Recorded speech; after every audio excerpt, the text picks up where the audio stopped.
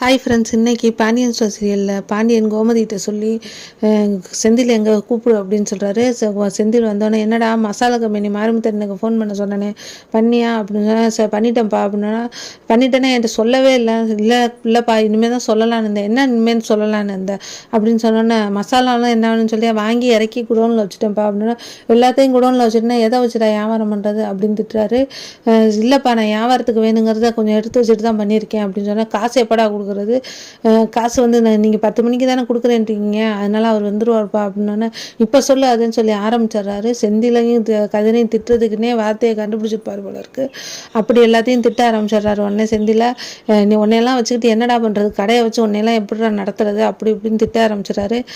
உடனே கதிர் வந்தோடனே, கோமதி உனக்கு ஒரு கதை தெரியுமா, மகாராஜா நைட்டு நகர்வலத்தை முடிச்சுட்டு மக்கள் எல்லாம் பார்த்து நலம் விசாரிச்சுட்டு நைட்டு வேற 12 மணி ஆச்சு அப்படின்னு சொன்னோன்னே, கோமதி கேட்குறாங்க கதிரை, ஏன்ப்பா ஏன் அவ்வளோ நேரம் வர, இவ்வளோ நேரம் நீ உழைக்கணுமா அப்படின்னு சொல்ல. ஆமாம் உழைச்சிட்டு வராரு, ஊரை சுற்றிட்டு வரான், இனிமேல் 10 மணிக்குள்ளே வரல காலை உடச்சி போட்டுருவேன் பார்த்துக்க அப்படின்னு சொல்லி பாண்டியன் சொல்கிறாரு. ஆமாம் 10 மணிக்கு வராங்க அப்படின்னு சொல்லிட்டு போயிடுறாரு கதிர். என்ன சொல்லிட்டு போகிறான் பற்றியா, இப்போயாவது நான் சொல்கிறத ஏதாவது கேட்குறானா பற்றி அப்படின்னு சொல்லி பாண்டியன் சொன்னால், அவன் என்ன சொல்லிட்டு போகிறான், 10 மணிக்கு வந்தாரன் தான் சொல்லிட்டு போகிறான், வாயை திறந்தா எதனாலும் தப்புன்னு சொன்னால் என்ன தான் பண்ணுறது அப்படின்னு சொல்லி கோமதி திட்டுறாங்க. எதாக இருந்தாலும் சரவணனை பார்த்து செய்யுங்கடா, சரவணன் எப்படி இருக்கா, எனக்கு பிடிச்ச பிள்ளை அவன் தாண்டா இருக்கிறான், அவன் ஏதாவது அவன் மேலே குறை இருக்காதா, அவன்கிட்ட எள்ளுனா எல்லையா நிற்கிறான் அப்படின்னு சொல்லி சொன்னோன்னா, மயிலுக்கு அப்படியே தலையில் கிரீடம் வச்ச மாதிரி இருக்குது.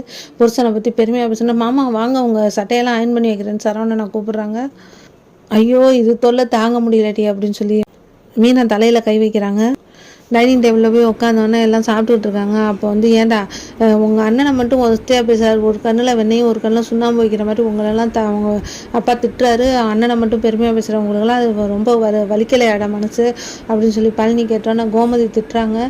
ஏன்டா அப்படி சொல்லி கொடுக்குற நீ, இருடா நீ அப்படின்னு சொல்லிட்டு 3 பேர் அடிச்சுக்கிட்டு தான்க்கா உருள போகிறாங்க, நீ வேணா பாரு இவர் பண்ணுற வேலை அப்படி தான் இருக்குது அப்படின்னு சொன்னா, வாயை கழுவிடாம அதில் அப்படின்னு சொல்கிறாங்க கோமதி.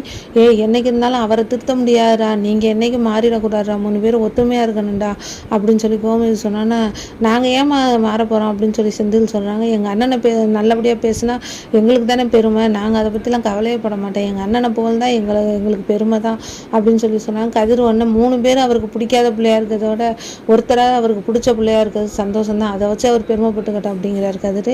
கோமதி ரொம்ப சந்தோஷப்பட்டு இருக்காங்க. அப்போ மீனாவும் ராஜியும் வராங்க ஆஃபீஸ் கிளம்பிட்டு. என்னம்மா கிளம்பிட்டீங்களா அப்படின்னு சொன்னாங்க. கிளம்பிட்ட, சாப்பாடு எடுத்துக்கிட்டீங்களா, எடுத்துக்கிட்டாங்க அப்படின்னு சொன்னால், உள்ளே உருட்டிக்கிட்டு இருக்கு பாத்திரத்தை போட்டு.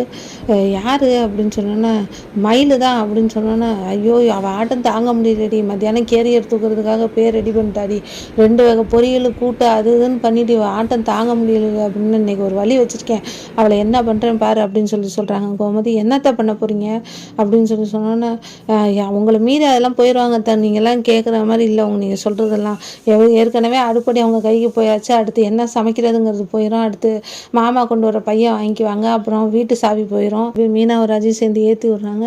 இன்னைக்கு பார்ட்டி நடக்கிறதா அப்படின்னு சொல்லிட்டு முறைச்சிக்கிட்டு நிற்கிறாங்க கோமதி. அதோட இந்த எபிசோட் முடிஞ்சிருக்கு. வீடியோ பிடிச்சிருந்தா சப்ஸ்கிரைப் பண்ணுங்கள். தேங்க்யூ.